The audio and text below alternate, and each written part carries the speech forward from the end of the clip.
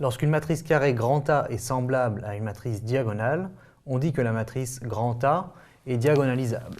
Ça veut dire que si on a A et D semblables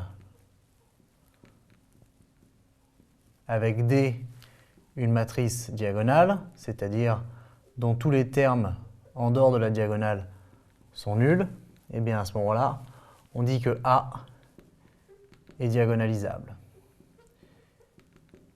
Et concrètement, on a toujours A est égal à P D P-1, avec P une matrice inversible. Simplement, maintenant, D est diagonale. Alors l'avantage d'avoir D diagonale, c'est que puisque pour tout n appartenant à grand N, on sait qu'on a A puissance n est égal à P D puissance n P-1, parce que ça c'est une propriété des matrices semblables, ça n'a rien à voir avec le fait que D soit diagonale.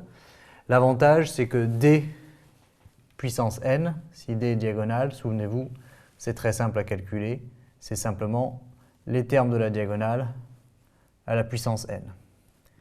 En supposant que D soit carré d'ordre P, je mets P termes diagonaux, lambda 1 jusqu'à lambda P, D puissance n, c'est simplement lambda 1 puissance n, lambda P puissance n. L'avantage, c'est que du coup, D puissance n est simple à calculer, ce qui veut dire que P D puissance n P-1 est aussi simple à calculer, en tout cas beaucoup plus simple que d'essayer de trouver A puissance n sans avoir recours à cette formule. Alors, on va faire un exemple. On va prendre A, la matrice carrée d'ordre 2, 1, 2, 2, 1. Alors pour la culture générale, A est symétrique, transposé de A égale A, et ça veut dire qu'elle est forcément diagonalisable, mais ça, ce n'est pas un résultat au programme. Je vais prendre la matrice D, que je ne sais pas déterminer moi-même en terminale, donc je la prends ici et on va voir qu'on a bien A égale P dP-1, mais je ne sais pas la déterminer à partir de A, on pourrait. Et ensuite, je vais avoir P, 1, 1, 1, moins 1, et donc P-1, si vous vérifiez, le déterminant de la matrice P est non nul, donc P est inversible, et P-1, c'est 1 demi, 1 demi, 1 demi, et puis 1 demi. Voilà.